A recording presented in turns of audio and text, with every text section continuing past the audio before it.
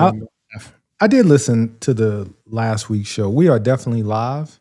Oh, But I shoot. did listen to last week's show and I could hear it, but it Yeah. wasn't as bad as I thought it was in my head. Like in my head, I thought it was like the worst echo in the world. But It wasn't. It was noticeable, but yes, it wasn't like the worst thing in the world. correct. But hopefully we keep getting better. I'm still completely nothing in the background. My tripod is back there. I am trying to get everything set up hopefully by next week. But yeah, you're here. The Island of Relevancy. It is your boy T. It is the way more handsome co-host Frank. Oh. And we're here to talk about wrestling. And I'm gonna try not to go to sleep before the end of this podcast, like your boy John Cena did on Saturday. Wow. Yeah, let's get into it. Man, I have so many thoughts. I'm so happy to be talking about these things. I'm glad. I'm glad too. Excuse me. Sorry, I'm going around sharing this thing for us. For sure. And while you're doing that, and I appreciate that, Friday night happened. This was one of the weakest SmackDowns that they've had in a very long time. It's almost sad how bad SmackDown was getting you ready for what we were going to get on Saturday night. It really was just not. I don't even think. No, I didn't even watch it. Like I went out, I hung out with our friend Matt. I went to the bar. We had a couple drinks and we were ready to leave. And then a bunch more friends showed up and it was like, all right, we'll stay. And I went home and I watched the highlights and I didn't even. That's better than watching it live. Oh man. Just being disappointed. I mean, so I didn't watch it live actually because I remember Kenny, a close friend of the show, hosted the Cody and Oba interaction, which kicked off the show, right? We had Cody Rhodes come out there. He's all fired up. He wants Drew McIntyre. Oh, Drew McIntyre, how dare you? And then the mood changed because Oba Femi's music hit and he came out and there was a good reaction to Oba Femi. There wasn't a great reaction, but he got all of that, the pomp and circumstance. He's coming out. Everybody was doing the whole thing, you know, the whole M'Baku from Black Panther thing. Yep. And they were vibing to it, right? One, the guy looks like $1 million. He has the right theme. He has the right presentation. His entrance, he's wearing those rock, you know, those colorful satin shirts that make me laugh. And I'm going to say the very Nigerian. That's what I was saying. Very, very Nigerian. And he looks the part, right? He looks like the guy who they want to face Brock Lesnar. He looks like the guy who can have a great match with Braun. He looks like a guy who's about to have a great match with Cody. And everything about that segment worked once Oba got out there because, you know, he told him, hey, you're thinking about the wrong thing, right? You're thinking about Drew McIntyre. You should be thinking about this big guy who's standing in front of you because I'm the NXT champion. Don't overlook me because if you do, I'm going to put you down. You know, good segment. Cody's Cody. You know, Cody brings what he brings. Yep. And he had that fired up thing, you know, acknowledging Oba. But in any other world, say that. I'm sorry. Cody didn't get to talk much, and that's fine. Yeah, he didn't. Because it wasn't like, and that was good. He gave Oba the chance to introduce himself to the world. He gave Oba because, I mean, he's Cody Rhodes, right? He's already over. He's the most over guy in the company right now because Roman's not there every week. But, I mean, Oba needed this moment. But it was really good to hear the fans, you know, chanting the you know, who whenever he was talking, meaning they get it, right? They know who he is, they get it. And that's going to be great moving forward once he gets a bigger following and once everybody catches on to his shtick. Right. And it's going to be great, right? I think you could call him up tomorrow and he'll do great. Unfortunately, They ain't calling him up tomorrow. No, they're not. I mean, he's still the NXT champion, and he's not going to lose it anytime soon. No, probably not. Because on Tuesday, they had a number one contenders match to see who was going to, be the number one contender to face him, I think, in New Year's Evil, and Leon Slater won that. And Leon Slater is not going to beat Femi for the NXT championship. No. So he'll definitely hold on to that at least until 2026. But it was a good start to SmackDown. And then generally after the opening segment, I was putting the ones up for Brandon in the chat. Oh, okay. Oh, I didn't even see that. What's going on, Brandon? I appreciate you for popping in, Brandon. But of course, on SmackDown, after you have the opening talking segment, then you have Ilya Dragunov come down to the ring and fight somebody to his near death. And this time it was finally Tommaso Ciampa. And this is like one of the most anticlimactic matches that happened. They've been teasing this for the last few weeks, and it just happened this week, and nobody cared. Right? It was so little. You're trying to create this storyline. They tried to get the Jackass thing over, and then he just comes out there by himself, and it was just like, cool, we're gonna have this match. I was really not excited about this match at all. And then the finish was worse than I thought it would be. Had I sat and watched it, I don't know where Matt's at, Brandon. I texted him. I didn't watch the match, but looking at the highlights, like you said, this was something that was built up and built up and built up. And then cool. Like here, two great wrestlers, right? You wasted it on a SmackDown on the go home show before what is arguably going to be one of your biggest shows of the year with the Saturday night main event with the John Cena thing. And this could have been a PLE match. This could have been it depending. I mean, not really, because he only puts 5 matches on a PLE, but it could have been a better highlighted. At least it went first. And it seems like it went long from reading, glancing at the breakdown of it. It went through 2 commercial breaks, which I don't get to see commercial breaks, but I can still see the action because I'm on a VPN. But the ending was just, as you knew, Johnny Gargano was going to come out and cause some interference, some shenanigans. Then Candice LeRae comes out, cause more shenanigans. Then out of nowhere, Carmelo Hayes comes out and makes the save, which is a teaming that I didn't think I would see at any point in time, in 2025. So I'm assuming that that's going to be a tag match at some point. Hayes and Dragunov versus DIY, which again, cool. Yeah, right. I mean, get Carmelo some TV time. 4 great wrestlers, right? Sure. I feel bad because they really are. Like, those are 4 world-class wrestlers. They're not bad wrestlers, but they're just not given anything of substance that makes me care, right? It's kind of like, and I hate saying this because I hate feeling like I'm a tribalist, but it's like AEW, right? You have all these great wrestlers and they just go out there and they just wrestle. Not much, show behind it. Now, of course, the main event stuff always has stories, but the lower card stuff is just great wrestling happening. And that's cool. Like, I do love great wrestling, but sure, I want to be invested, right? And I'm not invested in that. There wasn't a match on this card that I was invested in, I don't think. No. Because what was after that? Because again, I missed like all the stuff. Then we get Alexa Bliss versus Lash Legend. That's a miss, right?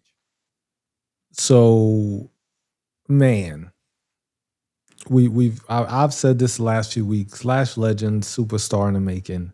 Alexa Bliss, Hall of Famer. Like, she's an absolute legend. No pun intended.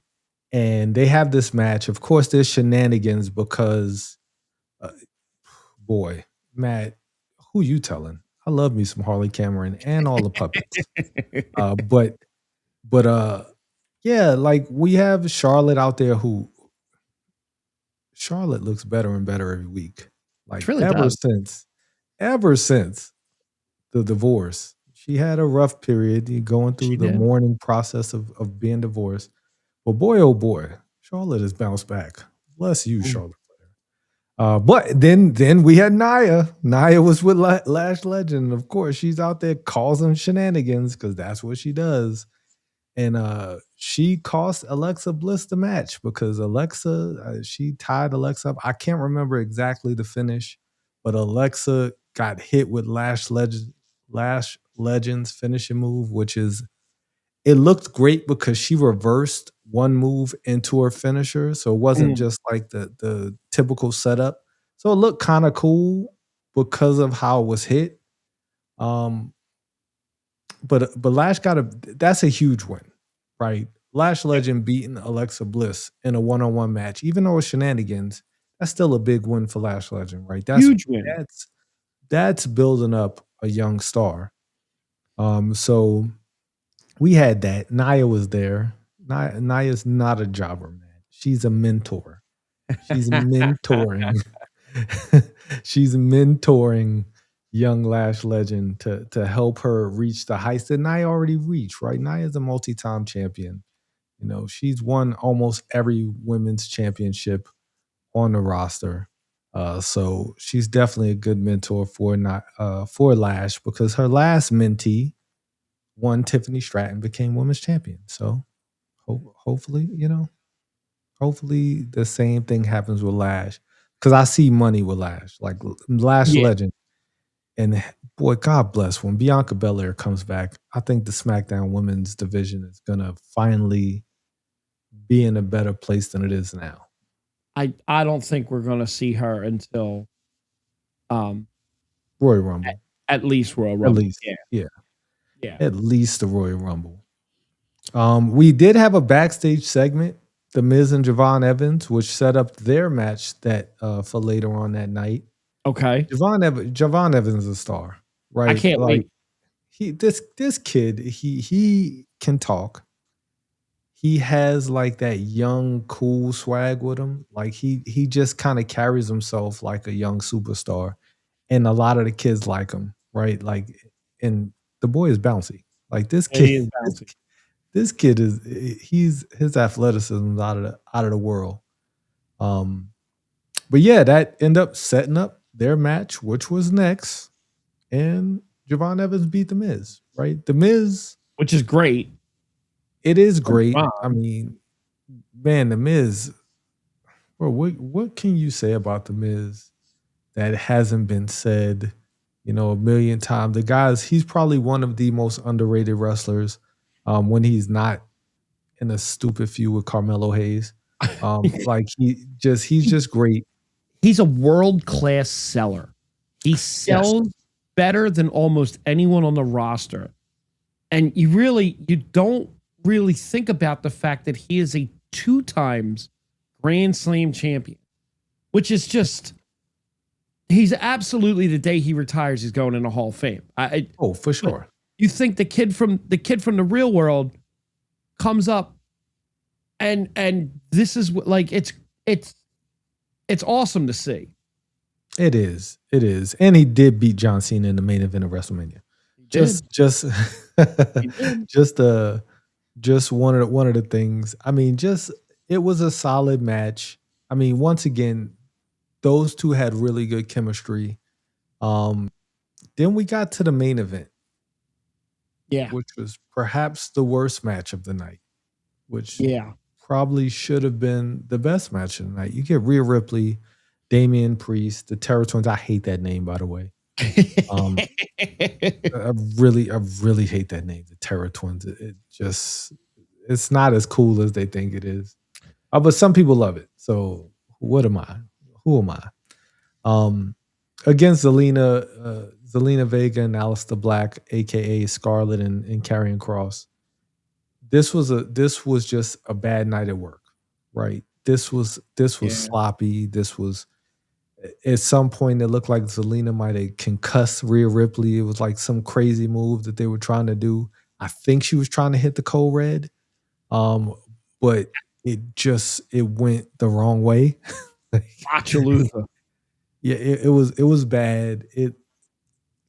Zelina's so small, Yeah. and when she tries to do moves, and I noticed this with Stephanie Becerra as well, so small when they try to do moves with bigger wrestlers, unless the bigger wrestler's really ready for those moves, it's like Zelina fighting Nia Jax, right? Unless Nia Jax is really ready to sell for that move, it was just a lot of out of place movements, and I think that's why it looks so clunky. And I'm just glad everybody's okay because it really like there was some spots that really looked like they could have hurt both of those wrestlers. Yeah, that's it. Just I Yeah, watched the highlights of it, and it wasn't good. it started out the match started out fine. It started out standard, right? And then it towards the middle and the end, it just got progressively worse. And you could just tell like there was just a lot of miscommunications. Once again, it was just a bad night at work, and it just so happened to be on live TV. And I just hope they can move on from this. But like Zelina did not need this type of performance, right? No. Like, and Zelina has a cult following. There's a lot of women in WWE who has these cult followings where people just are gonna cheer for them no matter what. And Yep. I hope they continue to, I hope this doesn't hinder Zelina from getting any more wrestling spots because SmackDown could use all the women that they have to not have us watch Michin wrestle every single week. Yeah, Like that's bad. being the only wrestler who actually wrestles every week on SmackDown for the women's side. No knock to Michin, but give her a break. Give me a break. Yeah, she needs a break. Yeah. But thankfully, SmackDown was over. Yes, it was really not good. No, and in lieu of a list tonight, Saturday night main event is worth spending more time on than making up some silly list. For sure. Because I definitely want to talk about the main event. And last week we had spoke about that match going on first. Yes, sir. Well, that would have been the worst decision that WWE could have ever done. Absolutely. That would have, one, everybody would just turn off the TV and nobody would have got to see Javon Evans. Nobody would have got to see Sol Ruka. Nobody would have got to see Oba and Cody because they probably would have been the main event. And nobody would have cared at that point. Like that would have truly been the worst thing they could have done was have that match open up the show. No, and I think the way they opened up the show was better. But yeah. All right. Cody and Oba opened up Saturday night main event. I stayed home. I didn't talk to nobody. I stayed home alone. I didn't have any alcohol because the alcohol makes you cry more. And I knew it was going to be emotional. So I got some ice cream like a fat kid. And I sat there and I got ready. And I thought that this match was going to cook. You talk about Oba and Cody. Oba and Cody. Oba and Cody. Yes, sir. Say that like 5 times fast. Obi. And Cody. I thought that they would have Cody fighting from behind the whole time because Oba's so much better. Cody's a fighting champion, and you know, and it looked like it was a little bit going that way. Mm-hmm. And I think that those two would have had a really good match. Now, I don't know if the spot at the table caused them to end the match earlier than they anticipated, because it felt like after this match, everything was a little off. Like there was a lot of filler in places, and it just, the rest of the show felt a little bit off. And then this, the main event went way over, which was great. But I did not like the end of the match, even though we kind of saw they were going to protect both of them. I hated the end. See, I didn't. Right. So I thought the match was okay. Not Right. not the greatest match. Uh, because I think they were trying to protect Cody more. Like they didn't want Oba because Oba at the beginning of the match really started dominating. He started doing his thing, but then Cody got his comeback, Yep. and they wanted to make sure they like you said, you really protecting both of them, but you don't want your world champion to look Right. super weak, right? You Right. don't because I mean this is the guy who's supposed to supposedly beat Brock Lesnar, right? Yep. Cody was supposed to like, which completely unbelievable. Every single one of their matches were just like seriously, this guy is the guy who could beat Brock Lesnar. Um, I didn't think so. no, like so there were two really standout moments aside from the table spot. Like right in the beginning when Cody dropped down to do that punch that he does, and Yeah. Oba just reached down and grabbed his throat and blocked it. I thought, oh shit, this is going to be a match, and it didn't really pick up from there. Like that felt like it was the moment of the match. And then they both kind of traded blows. And then there was a moment where Cody was going for the Cody cutter and Oba was a little bit out of position for it. And he kind of leaned forward because he's so tall. He leaned forward just a little bit, just in the right moment. Like that's great ring awareness. That's a veteran move to get yourself into position. That's knowing what you're doing. And he's not in wrestling that long, right? He's what, 5 years, if that? No. No, Over 3? him is like 2 or 3 years. Yeah. He's had like maybe 40 matches in his whole career. Like he's not had that many matches. This kid, he's just a freak athlete. And but he seems like he's got the knack for it too. Like again, there's wrestlers that have been wrestling for 15 years that don't know how to save a spot like that. And that was great. But he gave him a running uppercut outside the ring. So I watched that back, and it was when Cody went through, like when he went down, as he was going down off the table, the back of his head rubbed, and it was a nasty gash. Like it was. I think it was on the other side, not the tattoo side. I wish that gash had like completely removed that tattoo. That would have been cool. But yeah, I watched it back and I was like, where did he? Because it was like a cut behind his ear, but it was actually below. It was right on. It was off the table. Yeah. So it was like, luckily, Cody was okay because like it could have really went the other way. It could have been a lot worse. And luckily, hopefully, few stitches, few staples, whatever the case, he's all right. But the only reason I wonder if that's why they ended it early is because it was on Peacock and it was real blood. It wasn't fake. Yeah. That maybe they have some kind of, rules or whatever about blood and maybe they just kind of had them speed up Drew's interference. Perhaps. I mean, because Drew did come out of nowhere and, cost Cody the match. Well, I mean, pretty much in the match and, a no DQ or a DQ finish. DQ finish. Then Mr. Femi said, hey, this was my match. This was my time to shine, and you ruined that. And he got in Drew's face. And when those two dudes stood across from each other, eye to eye, I realized that that's a money match. That is a match I would love to see. That is a match, two big sweaty men slapping man meat. Slapping man. Like, I mean, that's a match I want to see. Cody and Drew's going to keep going on. But now we have an end for Oba, right? Maybe Drew's fighting Cody and out of nowhere, Oba shows up and that's his introduction to the main roster and he starts getting some main roster spots. You had a really great idea on how to get Oba up to the or was it Kenny? Maybe Kenny. Oh yeah, just talking about Oba coming up because he wants to fight Drew. Drew cost him, his shot at glory on Saturday night's main event. I'm with it, right? I'm ready to watch those two fight tomorrow.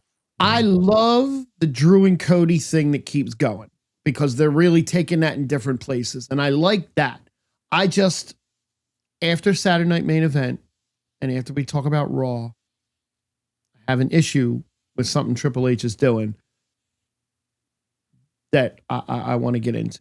Actually, we'll do it after Saturday Night Main Event. I don't want to wait till ever. This was not a bad match, but from here, they strapped the rocket ship on you, and the rest of the show took right off.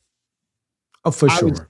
I was invested in the first match, but honestly, I didn't really think I was going to like the Bayley Sol Ruca match as much.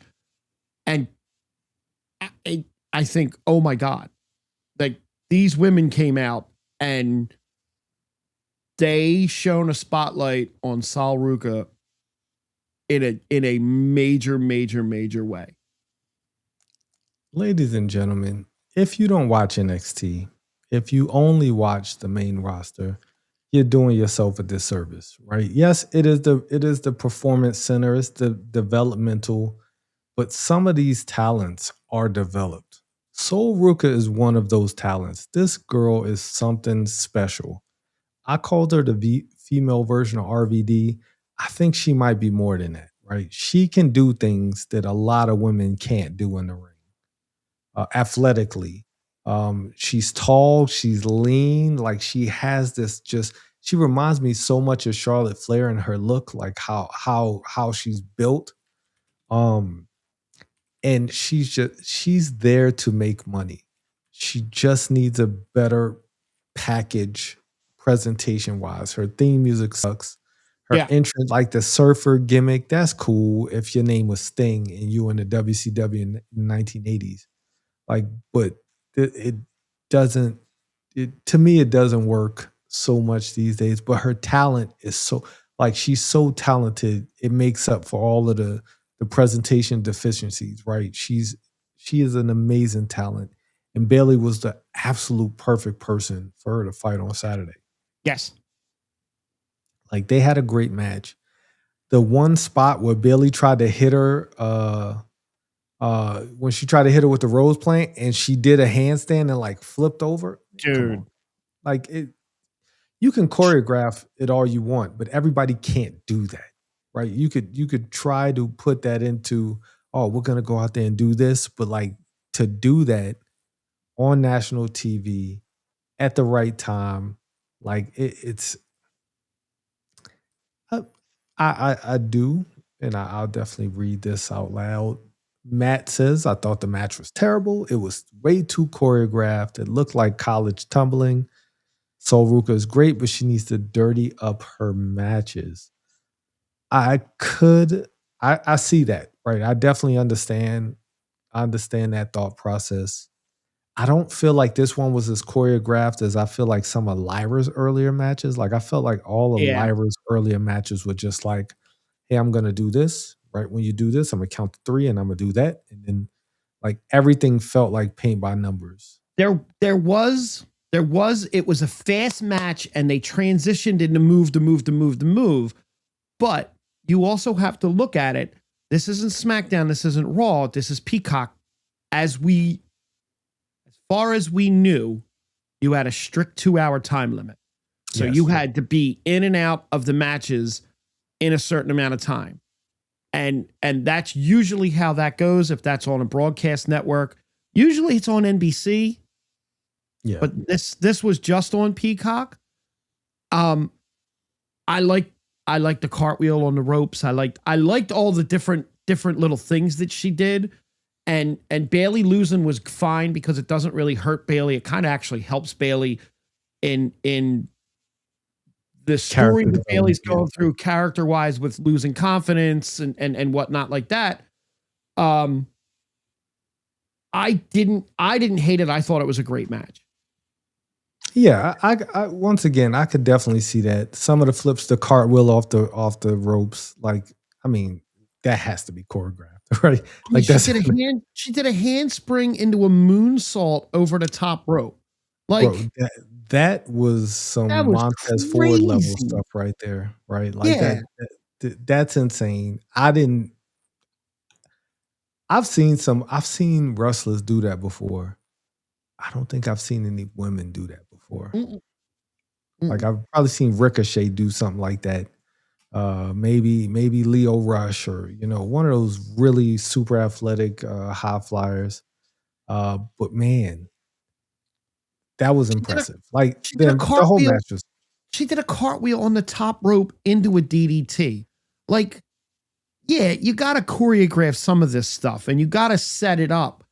And again, short amount of time. They did a good job moving from spot to spot. I think with a longer amount of time, I think you give them another 4 or 5 minutes and you'll get a little bit more wrestling as opposed to like the luchador matches where it's like boom, boom, boom, boom, boom, boom. yeah, and but I think that they wanted I think that was the plan, right? I want her to Sure. hit every high spot that she Yes. can to get eyeballs on her to say, Yep. "Oh snap, who's that? This is the first time I'm seeing her. Yep. I want to see more of her." And I'm 99% sure we're gonna see more of her um in 2026 on the main roster. Because I really think she's given up the speed championship. And I think that was her last tie to NXT. So I think I have a strong feeling she's going to get called up either by the end of the year or at least by Royal Rumble. She'll be on the main roster. I can see that. Um, and I thought about this as the match was going on. Can she do this long term? Right? Like you have to like That's a and lot on to your your point, body. Matt. Yeah, Yeah. like to your point, yes, at some point she's gonna have to dirty it up because she's already had, she wears the knee brace because she's had leg injuries. At some point you might have to change it up, but boy, while you can get it, you know, like while you can, you got to get it. That's how more eyeballs are going to be on her. So when she does dirty it up, a la Steve Austin, and she becomes a brawler, then we'll be invested. Yep. Hopefully by that time we will have fallen in love with the Soul Whoopi character, and she can do like what Becky did. Right? Becky wasn't always the brawler, the puncher she is now. Like she became the man due to certain circumstances. She had to change it up, and she did. Yep. Mm. So hopefully, she can fly as high as she wants for a long time. Just don't do it as long as my favorite wrestler, your favorite wrestler, Jeff Hardy. Oh Don't yeah. in your 80s. I think they're retiring in 2033. I hope so. But yeah, like I just right call having her win that match, Sure. but I wouldn't be mad if Bailey won either No, because no, not you at know all. Um, then the next match, again, I was very excited to watch all four of them. AJ and Dragon Lee versus Leon and Javon Evans with the titles on the line this time. It was announced later in the week that they were going to make this a title match, and I thought for a half a second, and I didn't realize that Leon Slater, he's in TNA, and when his TNA deal's up, he's probably going to sign with the WWE, like Joe for sure. Hendry did. This match started off great. Yeah, They weren't playing. it just started and it didn't stop until it was over. Right? It started and it just kept going. Yep. It got a little crazy towards the end. But you know what I thought as I was watching this match? We forgot how good Dragon Lee is. God, man. Like he seemed to be the afterthought, right? AJ is AJ, right? AJ is a Hall of Famer. AJ is perhaps pound for pound top 5 best wrestlers of all time, right? AJ Styles is a absolute legend. He can wrestle with anybody, any style, however you want to do it. AJ can do it. Yep. Leon Slater, Javon Evans, the future, right? Those two guys are 21 years old. That's insane, right? Like they're 21 years old. Like they have at least at the very minimum 15 years of just elite wrestling ahead of them. At least, barring any injuries. And then we just have Dragon Lee there, right? And it's like Yeah. nobody really believes in Dragon Lee, but man, that guy can wrestle. Like that guy can fly. He can do everything that everybody else can do. The three young men took center stage for most of that match. AJ was kind of like, and that's fine. And at this point of AJ's career, he doesn't mind that. And there was the little slip up. There was the little slip up when he tried to springboard off. Yeah, the phenomenal forearm AJ. Yep. Yeah, and the match ended pretty abruptly right after that. And they didn't say AJ got hurt, and that's a good thing because God, I don't want to see him get hurt at this point, or he's about to go on his retirement run. He's going to do his retirement run differently. Supposedly, he's not going to tell anyone that when his last match is going to be. It's just going to be his last match, and he's out. Like obviously, he'll tell the WWE officials, but they're not going to make a big deal. Supposedly, the way they made a big deal out of Cena's. And I respect he's not a WWE guy. Like, in all honesty, like they didn't do that with a lot of people. They're not like, I mean, they'll tell everybody when AJ's last match is, right? Because it's TKO and TKO wants money, right? Like they're not going to tell you 6 months out. They're going to tell you, the Elimination Chamber, this is going to be AJ Styles just informed us this is going to be his last match. And then he's going to get, something's going to happen to him by a certain ring general. Like something's going to happen. Certain ring general is going to do something to AJ in his very last match. Oh, I got to talk about him too. But yeah, the match was great until it wasn't towards the end. AJ has nothing to prove, right? Now, AJ, like, of course, the internet people get on there. Oh my gosh, he made a mistake. Dude, AJ can make 50 mistakes. AJ can botch every match from this point until the time he retires, and he's still good in my book because the guy, it's 1 in a million that he makes a mistake in the ring. Exactly. That's why when he does, you think it's a work because he doesn't make mistakes. He has hit a billion Styles clashes and never, maybe once, has he made a mistake, and that was the other person's fault, right? Like that. The guy, he's just a consummate professional. So mistakes happen. That's a person who his work is good, right? His resume speaks for itself.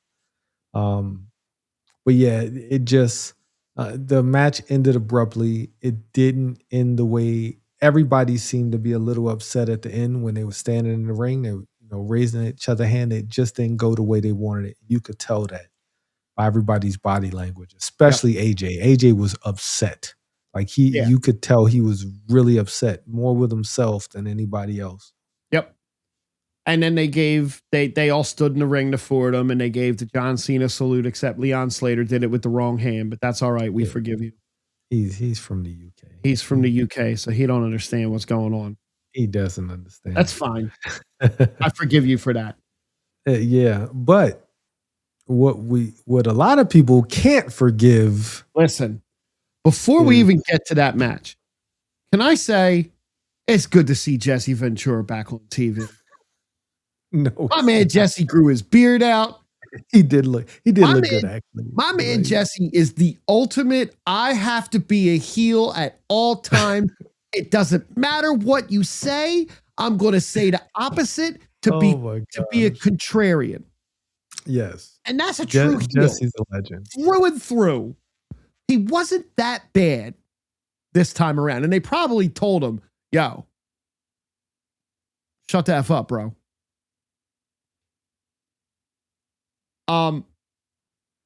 Look, John Cena came out, Gunther came out, and then got out of the ring, and then went and stood by the announce table. Respectful. That he's the ring general for a reason. Super class, super respect.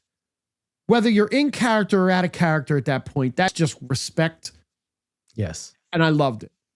Yes. John Cena came out, and I have to tell you,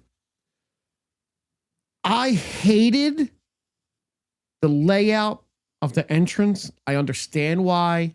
I get it. You got to sell tickets. So you put the short entrance. That's the same entrance they used in Philly On the Monday night after WrestleMania, the Raw after WrestleMania, that's the same entrance. It sucks. Live, it's even worse. And it's just this like little hallway. And the video package that played for Cena coming out, that needed to be in an arena. That needed a big ass screen behind you because it was just all cards of different looks of John Cena with doing this. That needed the big arena presentation. And I hope that when they induct him into the Hall of Fame, they use that there on a bigger screen. Okay. And that was that was the only. He came out, he took the camera from Stu and he gave Stu his own little thing and he filmed the crowd for a minute. Not again. Stu, whose name is not Stu. It's not Stu. Tom. His name's Tom. Yeah, it's not Stu. He lied to us, John. He did. But before the match happened, right? Before the match happened, The Miz showed up in the ring. Yes, we forgot. We totally forgot that The Miz has to make everything about himself, like a certain other person in the U.S. The ring in his WrestleMania gear. It is gear. In the gear that he beat John Cena in. Yes, in the main event of WrestleMania. I can't remember, 20, 22, 32? Whichever one it was. I don't remember. Whatever. Whichever one it was. In the old ass gear. And started talking. I should be in the main event. And then R-Truth came out. And R-Truth came out and said that The Miz was playing with Nick Aldis's balls. Yes, he did something to Nick Aldis's balls. They have gotten miles out of that joke. Yes. Because R-Truth could get miles out of any joke. He's great. And he had the ball that The Miz switched out. And The Miz took the little piece of paper. And I called it. And you called it. And it was easy to telegraph. And The Miz just, who's Joe Hendry? Joe Hendry. Now there's fan footage of Hendry coming at it under the ring and jumping up on the ring before the camera got to him, which is kind of cool to see. It was great because the camera was perfect. Yep. He has that dumb look on his face. Like when and he is, I love that so much for him, right? As a performer. Yeah, absolutely.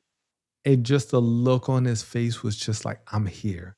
Yep. And I couldn't even imagine, right? Going from, because I'm not a Joe Hendry aficionado, but going from the indies, making a name for yourself in TNA, which was always considered like a third rate, well, at least in the last 10 years, it's been really a third rate, indie show, or, kind of along the lines of NWA, kind of along the lines of ROH. And he has amassed this cult following. They got him signed to the WWE, right? Yep. People they can say what they want, but that's everybody's dream, is to wrestle at WrestleMania. That's everybody's dream, to be at these big events, to have tens to 20s of 50,000 of people out there. Yes, sir. And man, him and R-Truth, they get to give The Miz the 5-knuckle shuffle, and it's just like, and they posed with each other, and it was a great moment. It was a great moment for a guy that really wanted to be involved in the last, and everybody wanted to be involved, but the way they fit some people into this that they really couldn't again, we said it last week, this was a 2-year storyline that they could have ran this storyline out. You could have had John Cena a heel for an entire full year. Yes. And for whatever reason, TKO gave him 36 days. And he wanted the whole year. Okay. But Gunther came out to immense heat. Ultra heat. The old school music too. The old school music. John Cena came out to, what I thought this crowd was weak. I really thought this crowd was weak. I'm not a fan of this crowd. At the beginning, it was weak. And I think even he realized it, because he would pump them up a few times. was a good match. It was a very good match. It was a very old school match, a very Hulk Hogan-ish match, right? The good guys just getting beat down the whole match until he's tired of getting beat down, right? Yep. The old school 3-arm drop thing, I thought that was I love that spot. Like that's one of my favorite spots. I'm really upset they took that out of wrestling, where you get the, oh, he's down, in that third arm. Man, the crowd popped so loud when that arm didn't go down. He did the little man, come on. Like you can't, it's a Disney movie right there. Absolutely. And they went finisher for finisher for finisher for finisher. And typical John Cena calling the match. Yes. Love to hear it. Love to see it. Yes. Love it. Don't change. Don't change. He's yelling the match. Yep. He's yelling at him across the ring. Yep. It's funny. It's hilarious. Oh man. I miss Cena. Look, Cena hit every spot that he needed to hit. He hit all his moves. And Gunther worked well with him. Like it was a really well mixed and well built match from start to finish. Now, a lot of people hated the finish. A lot of my friends hated the finish. Those people don't listen to this show. Because I told you guys last Thursday night, I said that Gunther was going to choke out John Cena. I thought John Cena was going to pass out, but the tap was even better. It wasn't even a real tap either. Okay. So I blame John Cena for this, right? John, the tap was just like he gave that earnest smile, just like, I'm gonna do this, guy. And when he gave that smile, it was like it was almost like the Shawn Michaels "I love you" and then super kick to Ric Flair. Like that's what it felt like to me. It was like that smile was like, it's over, guys. Like I've done everything that I could. I've never gave up. I say my prayers. I ate my vitamins, but Gunther's just too good for me right now. I gotta go. I listened to Busted Open the next day, and Bully Ray summed it up perfectly. He said it was just like that moment in the original Star Wars where Obi-Wan Kenobi realized that he had to die so everyone else could live. And John had that. And John Cena even tweeted out a picture of Obi-Wan Kenobi. Yeah, Obi-Wan picture. Yep. And I said it and I posted it in our chat today. There's a local guy. He does a podcast for the Flyers, but he does his own show. And usually he goes on like around 3:00. He goes live, and I'll listen and I'll comment sometimes. And he'll read my comments, and I like to screenshot it because even though I do this, I don't have nearly as big a following. We don't, and the other show doesn't. Even though we should, because we're awesome. But even he said he made a comment about John Cena tapping out, and he had thoughts on it. And I made that quick reply about, John Cena tapped out like Obi-Wan in Star Wars, blah, blah, blah. And he's like, and he read the comment and he goes, somebody listens to Bully Ray in the morning like I do. He's like, I want to do a wrestling show later this week, and I definitely want to get more into that. I have thoughts on the John Cena thing. And he spent a minute talking about it, and then he went and moved on. I loved the finish overall. Me too. It made my sad. I was so happy. Not only for John Cena, but for Gunther. Like, I'm a Gunther fan. Like, I think Gunther is such a throwback of like the monster heel, but he's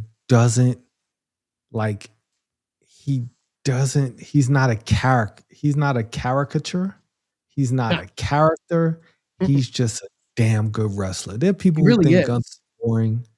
Like they said he can't promo. I don't see it. Maybe I'm just looking at it with rose-colored glasses, but I see this. He's well-spoken. He gets the point across the way he needs to get it across, and that's that. And that's how it. You don't have to be a flashy, like a Jericho promo or a Rock promo. Even Roman Reigns, when Roman Reigns started talking on his own, he was straight and to the point. Didn't need all that filler. So after Cena did the little, like even Gunther would look surprised because he looked at the ref and he's like, he tapped out. Man, when he backed off of Cena, that look on his face was just like, I did it. Like that. As a wrestler, I don't understand. Like, I do understand there are people who love John Cena. I can understand kids, right? I do understand kids being so emotionally invested in their superhero. Yep. I don't understand adults being this upset. Like, I can't. Like, every part of me is just like, come on, guys. Like, what are we doing? I didn't tear up at him losing. No. Like, I didn't get all choked up. The video that they showed was cool. The video that they showed before that was really a kick in the stomach. Like, that got me more than the match. So after the match, he bent over and kissed the ring. He took his armbands off. He took his Skechers off or whatever the hell shoe he's wearing because they weren't Nikes. They look like some, like, I went to the Skechers store on my way to work and got a quick pair. Yep. Hey, they're comfortable shoes. I wear Skechers at work too.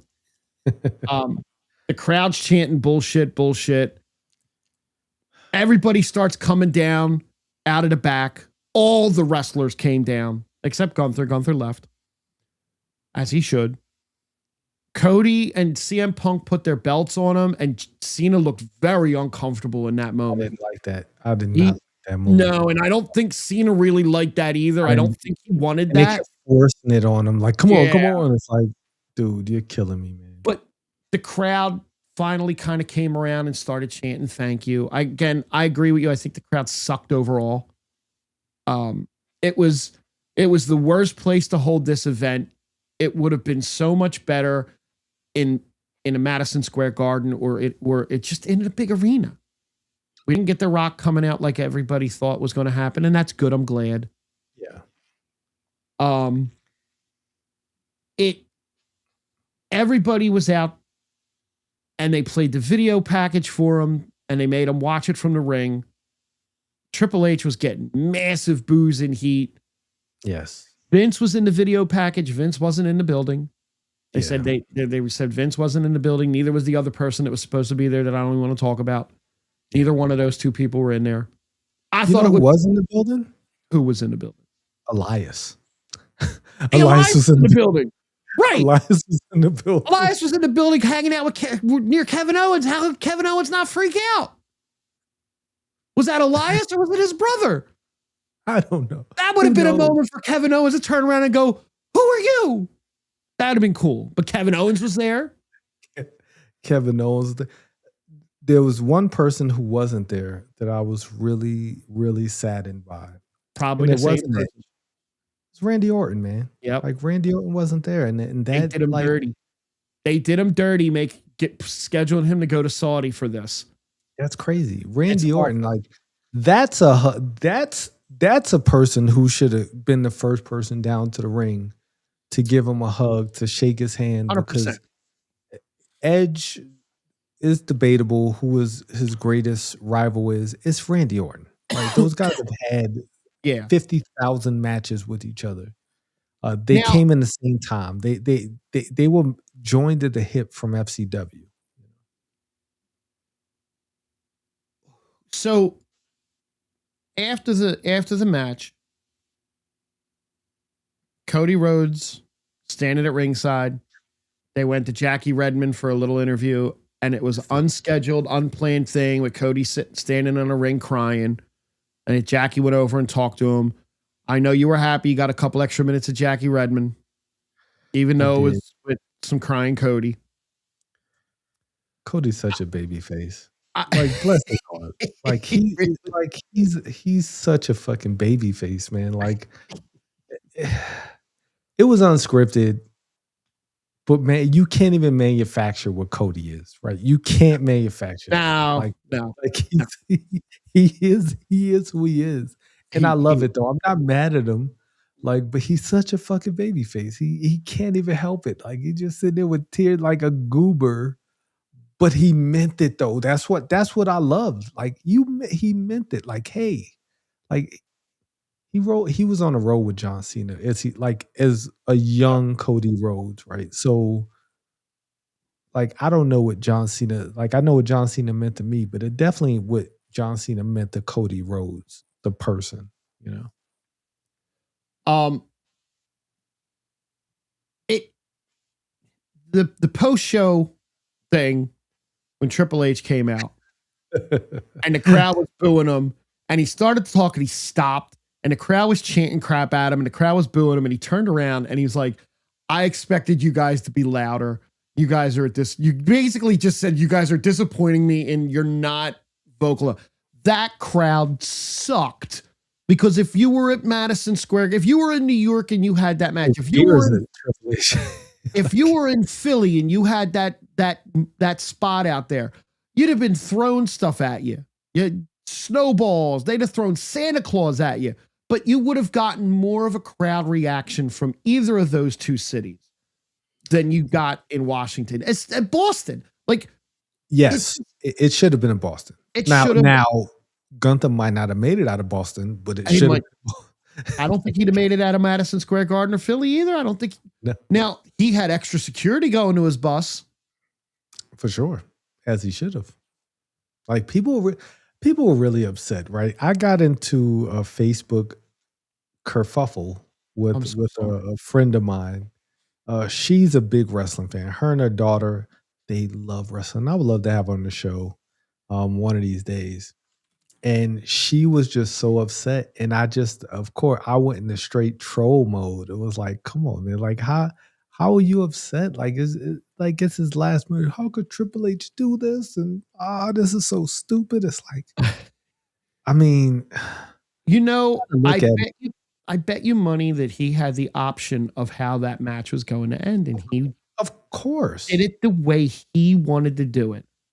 Leave the business better than when you came in. I mean, Bully Ray's right once or twice every year, right? Yep. Like Bully Ray, he's a little extreme. But man, like you think about it, John Cena wins, what happens, right? Tomorrow he's gone. Gunther wins. Yeah. Then we get Monday night. Right. The opening of Monday Night Raw. Now, before we get to Raw, instead of doing a list, I have a problem with something that Triple H is doing. And this isn't a TKO problem. This is a Triple H problem. You know what? You know what's not a problem? My man Ace. Thank you so much for popping in. What's going on, Ace? I hope you're having a good, great Wednesday. I hope so too. The problem is, and this is roughly around an August report. In 322 weekly matches, there were 32 DQ finishes. That's about 10% of the matches. It doesn't sound a lot, but it's double what it was in 2024. The problem I have with Triple H is he's leaning on the DQ finish as a crutch for everything now. Every time you look at a big main event match, it feels like there's a DQ in it. There's DQ in it Monday Night Raw, Saturday Night Main Event. There's DQ in SmackDown.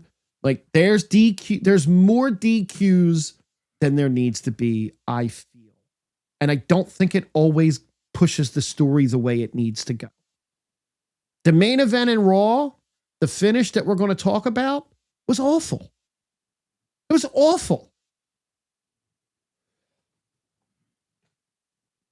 We'll get to Raw. So there's a man, ups and downs on What Culture Wrestling.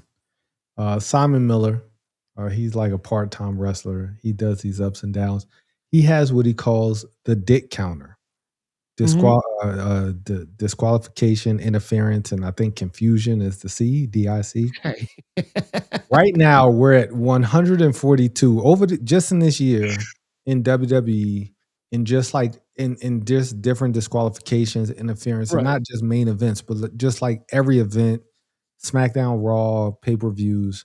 So, and I watched this week, and every time somebody does something, like whether it be, Candice LeRae and Johnny Gargano at SmackDown, like he puts one on a dick counter. It's hilarious. Like it's such a great, funny I want to have to wrap follow. up. I'm gonna have to look at that, and I want to follow that. Yes, he does one after every show, like AEW or WWE. Like it doesn't matter. He does one after every weekly show, like in just 10, 15 minutes of your time. Quick shot, like he does a live one after WrestleMania. He's just great. He's a British guy. It's a really cool show, but the dick counter is funny to me, like because it's I see it as a problem. But yes, it is. But that's why he did it, because he like noticed this happens so often. So beginning of the year, because he said it was a problem at the end of last year, and he's like, I'm gonna make this thing, like I'm gonna count every time they do it. 142, right? Think about that. That's a lot. They have about 200. What is it? 220 dates a year. That's roughly at least over half of the at least once a match, Yep. at least once an event, Yep. you're going to have some type of disqualification. Some events you're going to have 2 or 3. Too much. It is because there's just better ways of protecting wrestlers, right? There are better ways of getting the match to end without somebody else getting involved. Which we'll definitely talk about the end of the Raw, which was, like you said, a mess. For a plethora of reasons, not just that.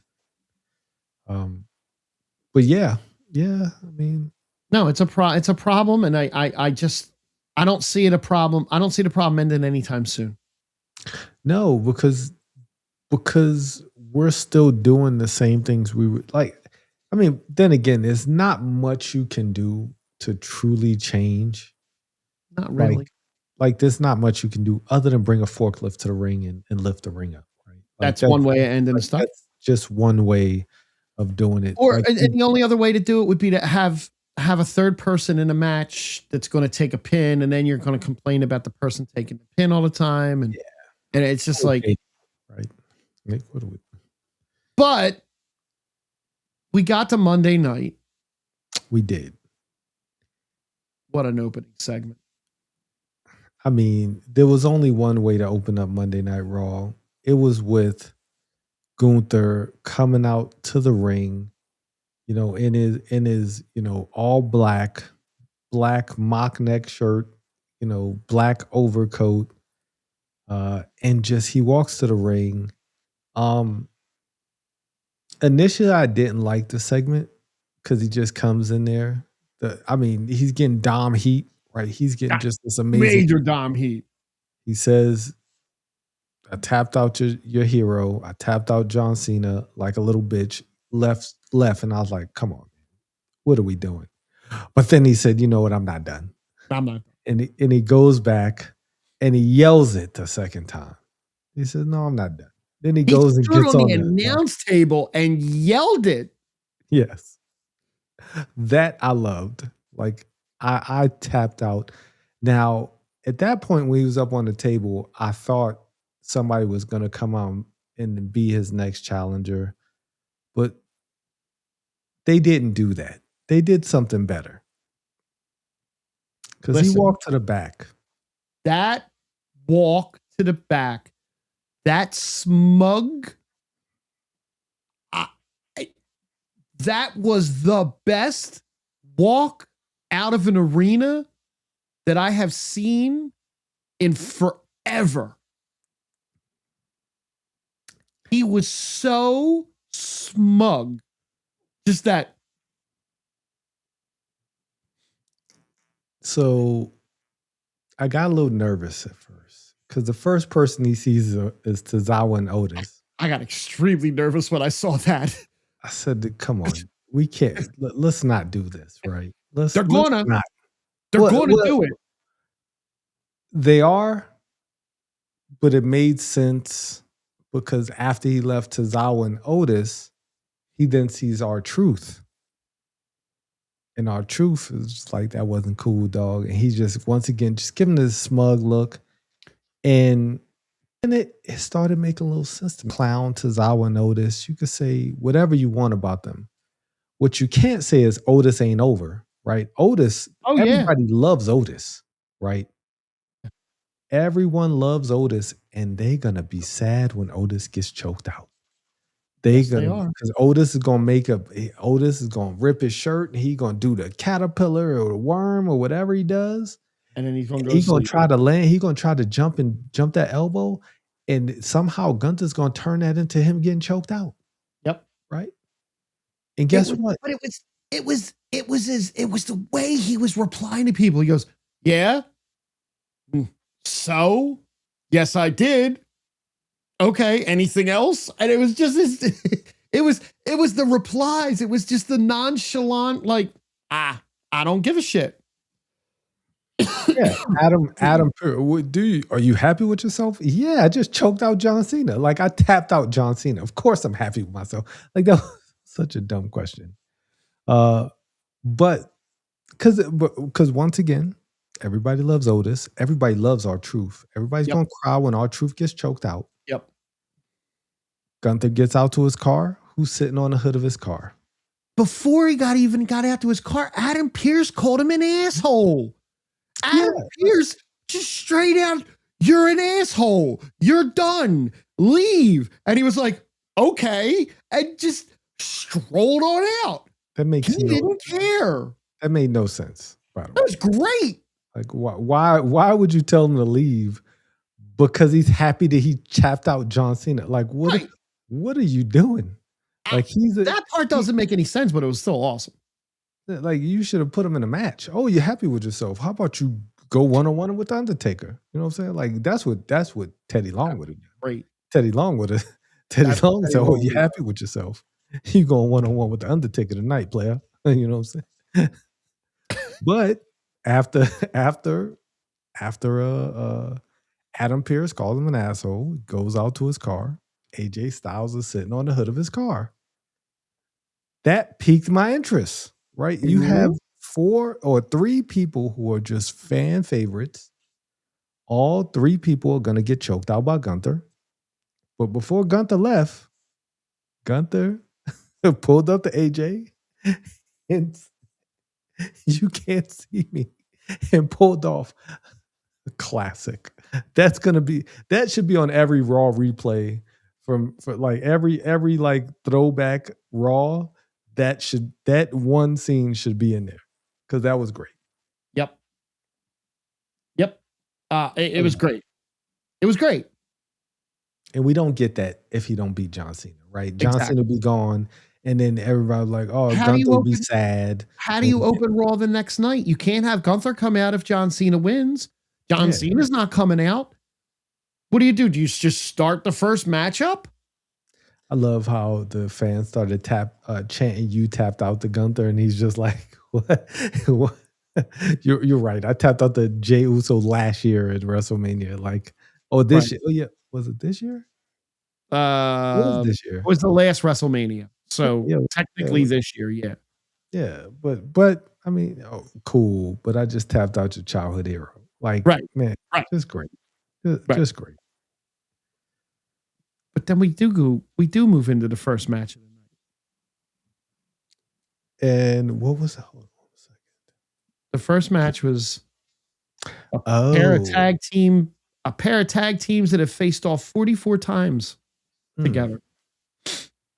Well, I would say they've had 44 better outings than this one. This wasn't the greatest match of all times. It was not. It didn't look like the Usos were on the same page for some parts of the match. Now, could that be part of a story going forward? Or was Jay still feeling the effects of Saturday night? He might still be, he might not have slept since Saturday night. Who knows? It just New Day and the Usos, 2 of the greatest tag teams of this generation, if not the 2 greatest tag teams. They are not even arguably. They are the greatest tag teams of this generation, maybe with FTR the Not Young named Bucks. Hardy, yes. Yeah, like, come on. Come on. That's the last generation. Hardy's Yeah. like No, I agree. I agree. I agree. bygone generation. But I mean, you got to go with these two teams. This match just didn't feel right. No. Something about the match just didn't give me those butterflies Mm-mm. that the Usos and New Day used to give me.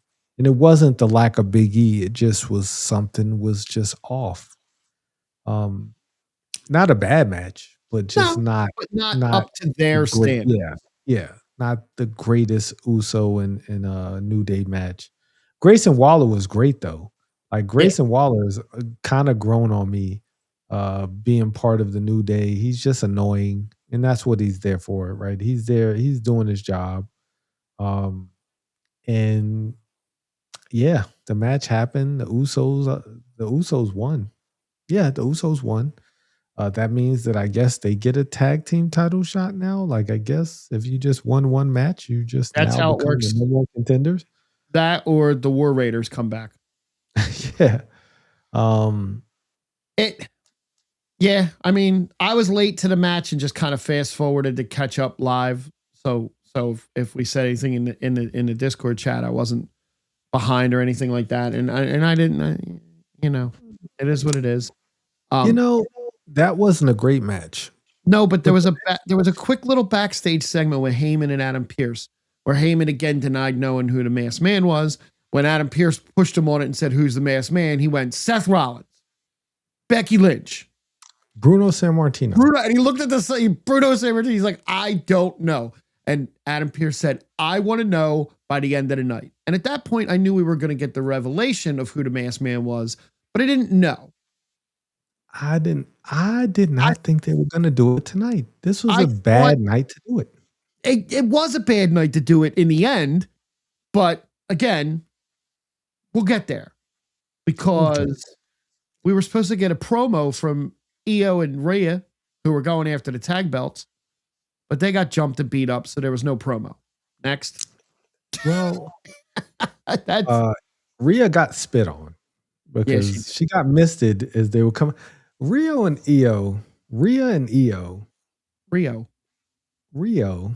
when they come down to the ring, they look like the most beautiful lesbian couple on the planet. Like, bless their hearts. Like they're all smiling, they're all hugging each other. It's like, what do we do? Like they were overly hugging and they hugged in the same spot so long. And I was like, that's really weird. And out of nowhere, Asuka comes and just from the crowd. From the crowd, just right in the face. Because they were just hugging each other, like random hugging and just random smiles. Io looks like such a happy child opening up a Christmas gift on Christmas. Like every time she's around Rhea, and it's hilarious. Like I don't understand where this joy comes from. Me either. It's great, but I love it. I do too. It was great. And that interview didn't happen. They got pretty much destroyed by the Kabuki Warriors. Yep. Asuka laid out Rhea and pulled her to the middle of the ring so Kairi could hit her with the insane elbow, and Io came and saved Rhea. Once again, so dramatic. Like, and she sold this as if she got shot in the back when she got hit with the insane elbow to the back. Great segment. It could have been terrible, but the four performers just made it great to me because I just love all four of them. Yeah. Very funny. Then we get a surprisingly okay match. I felt this match was really clunky at times. I get that. It wasn't a bad match, but with the two people here, right? So we got Maxine Dupree in her first Intercontinental title defense versus Ivy Nile.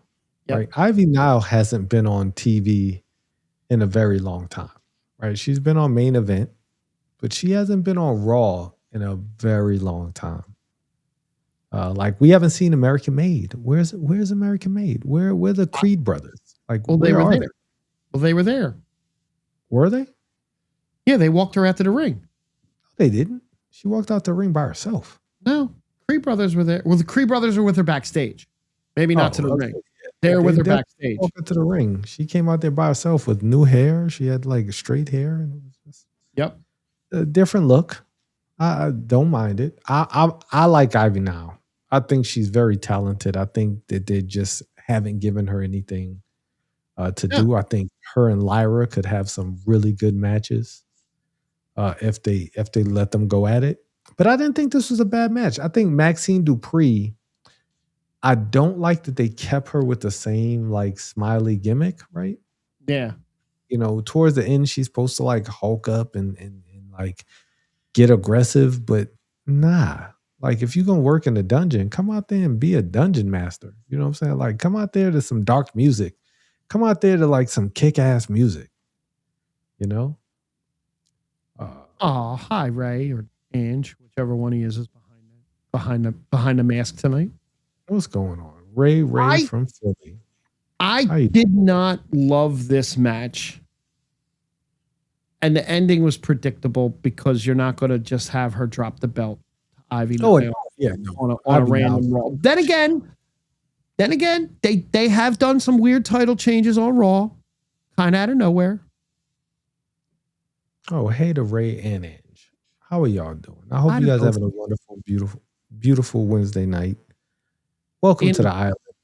In the beautiful city of Philadelphia, one of the most beautiful cities in the country. I think you froze. Oh, okay. I thought you froze. No, I mean, this was an okay match. You know what we didn't get? I don't think I saw. We didn't get her pulling the straps down, did we? She didn't do the straps this time? I don't think she did the straps. But like she did that one kip up where she just like rolled her body into an erection. Yeah, I was able to do that kip up in my 20s. I can't. That's what I'm talking about. Yeah, I can't do it. I'm pretty sure you probably could still do it if you tried. I couldn't. It would be like a bowling ball rolling around on the floor. That's exactly what that would do. There's no up. There's just rolling. I thought Maxine looked better than she has. She did. Like I thought she looked better than she has, and I hope we continue to see her grow. I hope so. The next match, though. Well, before we got the next match, we got your favorite world heavyweight champion coming down to the ring to yell into the camera. Did we? We did. Did I miss that? Oh, man. Okay.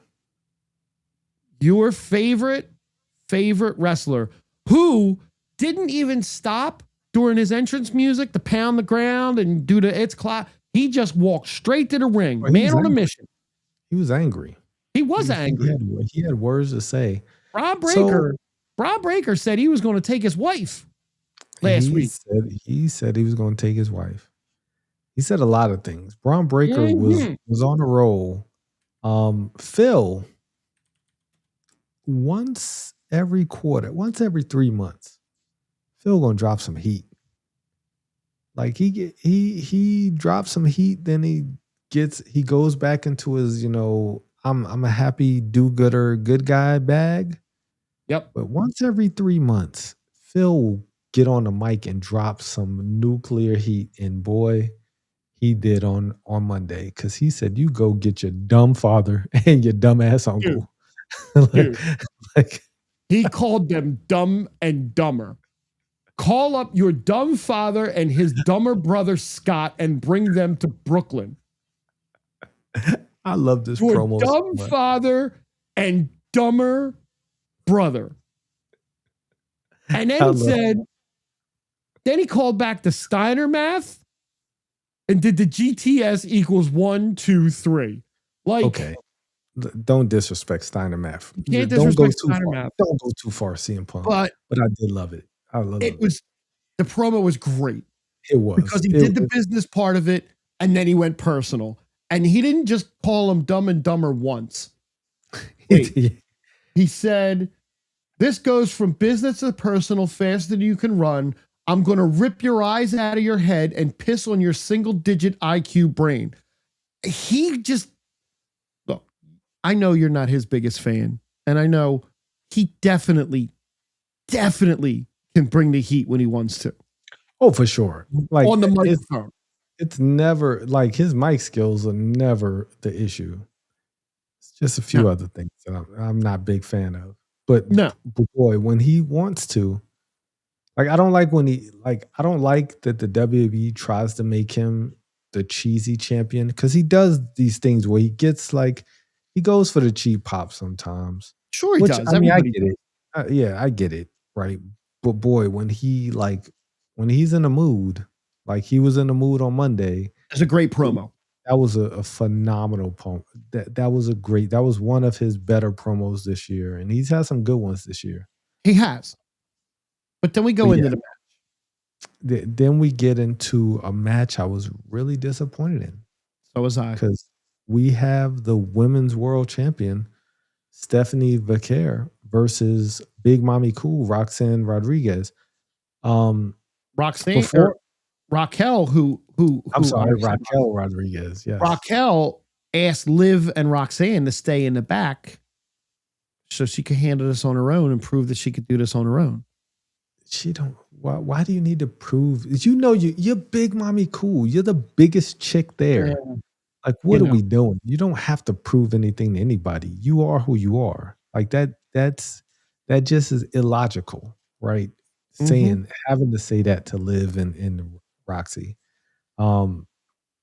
This match just Stephanie Vaquer is not good against bigger opponents. I've said that before. I've said that before. Her moveset is more predicated on smaller opponents. She faces Alexa Bliss, she's gonna have a banger. She faces Liv Morgan, she's gonna have a banger. Kyrie, Asuka, anybody who's not Rhea or Roxanne. I'm sorry, Raquel, Bailey, Bianca Belair, like the bigger wrestlers, and not saying they're big, like not Nia Jax big, but like strong, muscular, right, tall, muscular women. She has a hard time getting them up, and her moveset is just predicated on these impact moves that never look impactful to me. Like, I'll be totally honest. The what is it, the BSV or the VBS? Whatever her finisher is, it looks terrible. Like, get rid of it. Do the corkscrew thing. Listen, Steph did get big pyro. Steph got Cody Rhodes pyro. Good for her. She needs How did this match end? This match ended with one Nikki Bella, which made it a disqualification. DQ. Yes. Okay. Triple H is living up to his God damn the DQs. So I'm assuming this is setting us up for a 3-way. So then Raquel could then pin Nikki Bella to become the champion. So that's an okay protection. I don't mind that. Unless it's a 3-way and Brie Bella comes out to help Nikki Bella win the belt. I'm not even mad at that. Like I like at this point, you tell me a good story, I don't even care. Right. If Brie comes out of retirement to help her sister win the title and they really start doing twin magic, like and Brie never does a promo, or like she only does a promo as Nikki, that'd be hilarious. Like, that would be great if you never saw them two together at all, but you knew that she was there. I think like, Nikki almost killed Raquel throwing her into the Did you see her head? Yeah, there's a nice big gash. Man. Yeah, Nikki did a Philly tour Saturday and Sunday. She went to the Flyers game, and then she was with Cody Rhodes at the Eagles game. Yay. So did you see on Twitter, someone brought up this, I saw this on Facebook, where somebody said that there's a huge difference between men and women. Like, and they would talk about how Kevin Owens was John Cena's mortal enemy and he was there in his last match, but Nikki Bella was his ex-girlfriend and she wasn't there at his last match. That was the dumbest thing I've read, but I thought it was hilarious because people were agreeing. I was like, y'all are all stupid. Twitter Like, is the man, third plane of hell most of the time. yeah. Like there were a lot of people very upset, but they were just upset with like, why would she be there? Why would she like to be with her ex? And maybe she was there. Oh no, wait, she wasn't. She was in No, Philly. she was at the Flyers game. Yeah, she was. That's at the right. She Flyers was at game. the Flyers game. I just said that. Literally. There was no reason for her to be there. She doesn't need to be there. It's fine. It doesn't matter. His wife was there. His actual wife. Which mattered. Yes. Which mattered.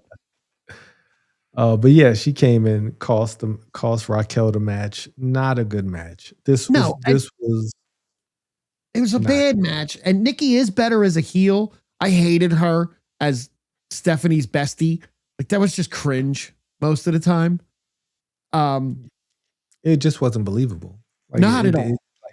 Not a little bit. From the time she befriended, I was like, oh, she's gonna turn on her. Like, oh yeah. It just made sense. I was like, oh, she's just befriended her to turn on her. Like Brian James couldn't even messed up that turn. He could have. He could do a lot of damage. Oh, and then this Raw wasn't a great after the Gunther match, after the Gunther thing, and after the Uso match, which was okay. Raw just took a steamroll downhill because the last match. The last match wasn't good either. It was okay. It had spots.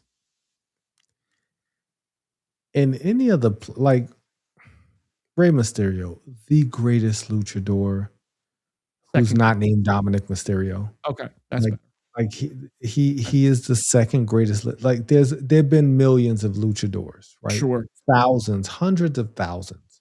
He's the second best one of them all. And he's facing one of the best athletes that the WWE has ever had, that they've ever signed. Like Logan Paul, think what you want of him. You can say he's an asshole. You can say he's whatever. He's a YouTuber. That dude can go. Put those two in a match. It should be good. This was not. This just felt like a Raw main event. Raw main events have been terrible for the most part throughout the year. Like you either have a Vision tag team match or like some random match that's gonna always end in a DQ. Like we gotta figure something out. Like we gotta figure something else out. This wasn't a bad match. There were some good spots. And then we get to the typical, Bronson Reed and Braun Breaker head to the ring. CM Punk showed up with a chair. Some of the worst chair shots I've ever seen a man hit anybody with. They were really weak shots all the way in the back because it looked like he was just kind of like, Them Hulk Hogan chair shots. There you go. Some bad chair shots. And then the Masked Man showed up, hit Mysterio with a stomp. While the ref was distracted, stood in the ring. No, Logan Paul got the win. No DQ this time. Oh yeah, because Logan Paul got the win. That he hit him with the frog splash, ugly frog splash, ugly frog splash. Nowhere near a Gunther frog splash. No. And then he stood there in the ring, and I was like, okay, they're revenge. I'm trying to see who is the guy, and you can see I was like, okay, it's not Montez Ford. It's definitely a white guy this time. Yes, exactly. I was like, it's not Montez Ford. I was like, I know I can see his eyes. I was like, that don't look like those look like black eyes. And you could see a little bit of the skin around here, and I was like, all right, cool. So it's not Jericho because it doesn't look like a big chubbier guy. So it's not Jericho. It's not Kevin Owens. Kevin Owens would have been a great spot. That would have been great. And then he walked up the steps, and he took the mask off. And for a minute, you're like, who is that? Oh, it's young Triple H. Young Triple H. Well, he got the head shave. He shaved his head. He did shave his head. And Austin Theory gets revealed as the Masked Man. And the reaction from the crowd was Austin Theory. They chanted Austin Theory. They did. They gave him a little pop. The biggest thing that bothered me about this, which maybe plays into the story, is Paul Heyman, the entire time he was on the steps and pulls the mask off, did not turn around and acknowledge that once. He stayed facing the ring, looking at what was going on in the ring. Maybe he didn't know he was going to do that. So now what they can do with this, it can still come off good. Yeah. So you get two ways this can go. Either one, he's trying to work his way into the division, and Paul Heyman had no idea it was him. Yeah, like, I don't want you in there. You're Austin Theory. I don't think that's what's happening. I think he's working with Seth Rollins. That doesn't make sense, but at the same time, it might. If Seth Rollins wants to get revenge on the Vision, he's going to need to bring people in, right? He's going to need help. He can't do it on his own. And right now, nobody likes Seth Rollins. I mean, I love Seth Rollins. I personally, but I mean, like, so, but he's attacking the people the Vision are fighting. Correct. To lure them into a false sense of security, so they do bring him in, and then Austin Theory kills from within. Oh, he's like Leonardo DiCaprio in The Departed. Exactly. Like got it. Exactly. Oh, man, you know what? I could buy that. Bring him in, but I could buy it. Because nobody's smart enough. I'm trying. If it's too complicated, the WWE is definitely not going to do it. Because then smart wrestling fans are going to be like, what? Why did he do that this whole time? Oh my God! What? But he was just their friend. I don't understand. Smart wrestling fans, I love them. I like smart wrestling fans. Just 99% of them are not smart. I don't know. It just felt like it was too quick of a reveal. You've only done it, 3 times that you've had him out there? I thought they were going to hold us off until Royal Rumble. Like, that would have been fine. Tease it. Like, Triple H loves long-term storytelling. What the hell is this? But then again, if you tease it that long, it's almost like teasing the breakup of Austin Theory and Grayson Waller. When you tease it that long and then it ends up being Austin Theory, it's like, why did you tease it this long? Because it's just Austin Theory. Like, Austin Theory doesn't have enough currency. Like, if it had been Karrion Kross, that would have been crazy. Like, I disagree with this take. I'll tell you why. What Ray or Ange said, if Punk loses on the first 2026 Raw, who he's facing Braun Breaker, then Punk will win the Rumble. I do not think Punk wins the Rumble. I think Roman Reigns wins the Rumble. I think that when Punk loses this belt, that's his last championship run for quite a while. The only reason he has the belt right now is because Seth is injured. If Seth wasn't injured, Seth would still have that belt, and you would be working towards Braun Seth at WrestleMania. No, I think you'd be working towards Punk Seth at WrestleMania. Yes, that's what I meant. Braun would be further down the road. SummerSlam, maybe. So I could see that, though. I could see Punk. If Punk wins the Rumble, Roman wins Elimination Chamber. It's going to be Roman winning one of those two, because you're getting Cody Roman 3 at WrestleMania in Vegas. It's not. Why are we doing that? You are. Because he gave Punk dabs, and he told Cody at War Games, never teaming up again. I'm never teaming with you again. They're going to team up at WrestleMania. They're going to take on the Usos at WrestleMania. Oh, I don't know. I quit. I could see Punk winning the Rumble. I could also see Punk not winning the Rumble. I could see Jericho win the Rumble. God, I hope not. I don't want to see Chris Jericho main event at WrestleMania. I don't. I really don't. Like, nah. I mean, I could see that. I could see that happening. He's going to get a huge pop. Nostalgia always wins. People love old wrestlers. But cool. I mean, you could bring out the list again. That was cool. I missed the list. Look, I'm excited for the Raw, for the Jericho retirement tour, but I don't think he gets a world championship run. I think if you do, you're going to give him a small one. You're going to give him a tiny little one in between some smaller Imagine a world PLEs. where Chris Jericho comes back and wins a world title before LA Knight wins a world title. That's sad. That's some crazy shit. That's sad. But that's probably gonna happen.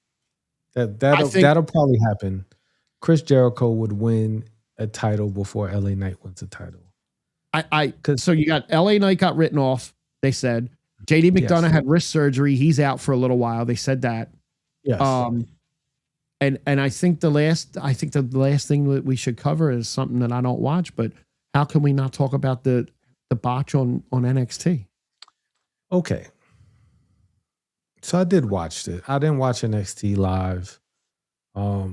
I did see, because I saw Thea Hale won a title.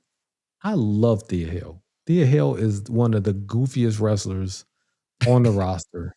She's so much fun. She's so young. She's so energetic. They've given a title to Tatum Paxley, right? And Thea Hale, I think, is on the same level of just like this really kinetic. She has so much energy. The crowd loves her, right? Everything she did with Chase U was great. She rolls up Blake Monroe, kind of like a backslide. Like it wasn't a roll up. She does this senton off the second rope, and she like rolled backwards and to go into a regular pin, right? Just to get the 1-2, kick out, and then we keep going.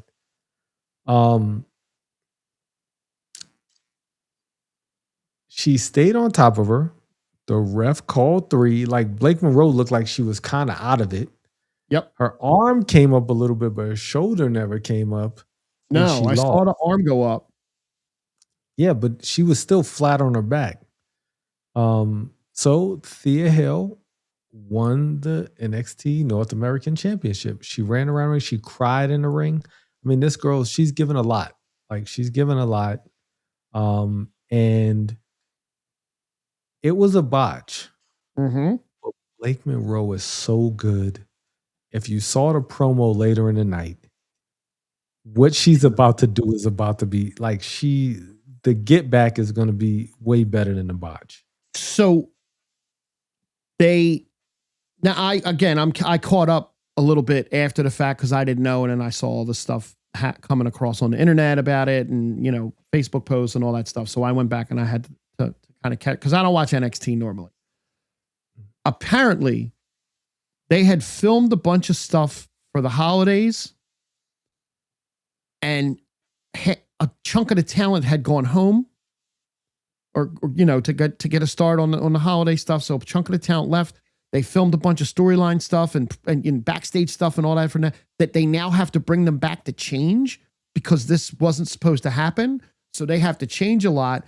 That they've instituted a new rule now that no talent is allowed to leave before tapings are over, before the show's over. You have to stay the entire show. Everyone has to stay the whole show now in case something like this happens again, which makes sense. I mean, that probably should have been a policy. You can't have her lose the belt right away now, because now you're admitting that you screwed up, even though everybody knows you screwed up. You got to keep the belt on her for a little while, right? And create some kind of a story out of this. Right? I mean, is that the way they're going to have to do that? Like, you can't have her have you can't have her come. Could she lose it in the New Year's Evil thing? I mean, is that long enough? She could lose it next week. Like it does. Right. But does it work? Yeah. Like it's NXT, right? They could do anything. Right. Because I mean, Tatum lost the title in her first big defense. Well, not her first defense, but like her first PLE defense of the title after she had that big title win. Like they could do anything. It really is developmental, and a lot of people don't watch it like that. I hope they make something cool out of it. Once again, the people love Thea Hale, so she could go on a generational run. Like it wouldn't be the worst thing in the world. Listen, like she really could, but I don't think she will. Stars are born out of the weirdest ways in wrestling. Like sometimes you miss one person misses a match, somebody has to fill in, and all of a sudden to the moon. The holiday schedule that they have right now. So this is really weird. Okay. The December 26th episode of SmackDown has already been taped and is out there Yes. before the December 19th episode airs live. So last night on Raw, after Raw, they filmed SmackDown for the 26th. Then when they go to SmackDown this week, they will then film the next episode of Raw to have that in the can so they can give the wrestlers an extended time off. So there'll be spoilers about. Yep. Weird. They already are. But I mean, yeah. I tend to, I'll be totally honest, man. I tend to stay away from spoilers now. I used to read spoilers all the time, and it just took away the fun of watching the show. I stay away from the dirt sheets. Like it's not fun for me. Like it really isn't fun for me when things get ruined. So I'm like that with movies. I'm like that with movies too. Like I watched that Doomsday trailer, and then I saw that the Spider-Man stuff is, and I don't want to watch it. I don't want to know. I saw the Thor stuff is out. I don't want to know. I don't want to know the trailers. Like when you actually release it to me is when I want to see it. I don't want to see grainy footage. I don't want to see AI touched up, regenerated footage of stuff. Like I don't want to see that. And I don't want to know what happens on SmackDown next week before it happens, even though it might save me a Friday night of watching SmackDown. I mean, I'm going to watch it anyway. I will. Because we got to talk about it, right? I have to at least attempt to watch it, to talk about it. I did. I was hanging with Ray and Ange and Matt on Friday at the bar. And it just, sometimes those nights can go a little sideways. It could. But tonight did not go sideways. Neither one of us got tapped out. Nope. Neither one of us got trolled by Gunther. Nope. And I'm just happy. I was happy after Saturday night's main event. I think the next few weeks are gonna be terrible. It is. I'll be totally honest. Like I don't foresee anything because it's all taped, right? They're not gonna do anything like earth shaking during tape. No. Well, it's all taped, plus the next time we would do a show is Christmas Eve, and that's family time. And you have little kids, and that's family time. And then the next night would be Thursday is Christmas. So maybe and then the following week after that is New Year's Eve. And I know where I'm going to be. I'm going to be hanging out with Ange and Matt at our friend's house. So maybe the Island of Relevancy, we might catch you guys back in 2026. Maybe. We'll see what happens. We'll see. But yeah, the next 2 weeks is going, it's not going to be good shows. I don't think. No. Unless something generational happens, which I doubt because it'll already. They won't pre-tape some good stuff. It won't be Mick Foley winning the title who has disassociated himself from WWE. Yes, he has. Yes, he has. He doesn't want any part of it. But nothing like that will happen, right? Over the next few weeks. But if we get some good stuff, maybe we'll make some time for the island. If not, we're gonna enjoy the holidays because that's what we do, especially my kids, because this is the season for giving. Yes, sir. And I'm all for spending for you. Out. Yeah, I'm all tapped out. Santa, the elves are tired. The elves are tired of making toys. But I had a great time tonight. I did. And I want to thank every single human who stopped in. Ray and Ange, Matt, who always stops in, Brandon, and of course the Ace Avenue. Everybody stopped in to listen to us talk about how Cena tapped out. I'm like, before we go, it's okay, guys. If you watch wrestling, it is okay. John Cena is still John Cena. This didn't taint his legacy. This didn't ruin his, he said never give up and he gave up. Oh my gosh. Like, he didn't give up. He gave in. He gave. That sounds even worse. He let go. He didn't give up.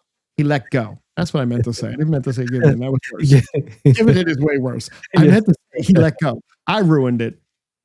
But I mean, he had such a great run. Like, and I didn't tear up.